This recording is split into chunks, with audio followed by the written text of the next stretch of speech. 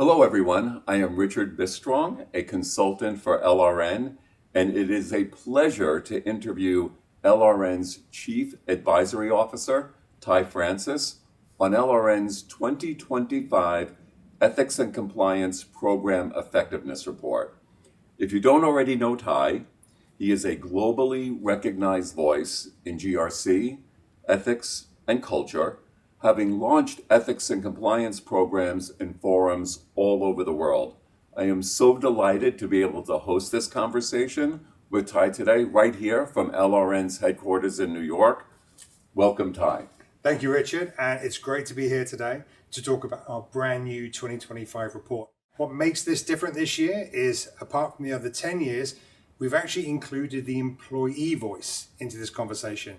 So we've surveyed 1,500 compliance professionals, and we now have direct juxtaposition of how the employees feel and have their perception about their compliance programs. So it's very exciting to look at the results today. So Ty, let's dive right in. I remember when we were in Amsterdam, I think it was a few years ago, you addressed something called the leadership gap and how executives thought ethical decision-making was quite strong in their organizations, but that perception wasn't exactly mirrored elsewhere in the organizational chart, especially among middle-level managers. So could you share why this leadership gap exists, why you think it is widening according to the 2025 data, and Ty, why is this such an important issue? So I remember the conversation. This came from research we did from the COVID pandemic, and we called it the pandemic paradox. Right. Where leadership were applauding their frontline workers and saying how their companies had weathered the storm, but the workers themselves didn't feel the same way. We've seen a widening of that gap, and it's why we called our report Caught in the Middle, because what we feel is leadership have this very strategic and precise definition of how their company operates and the culture within it. But when that message is cascaded down to the employees, it gets caught in the middle.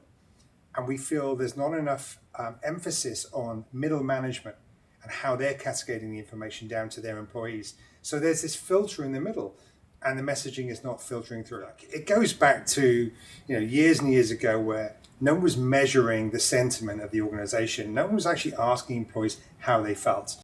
Data is the key. It's understanding how your employees are thinking, what they're doing, what they're feeling, and then using that data to kind of predict and identify trends. Obviously, high impact companies have a better grip on that data measurement, but medium impact, low impact companies with those compliance programs still don't understand where the culture of their company lies. Interesting. Well, I think what we're going to do is we're going to get caught in the middle here for a minute. We are. I want to get back to that Gen Z, which I know I'm not. And Me neither. So thank you for the conversation, and we'll see you again soon. Thanks, everyone.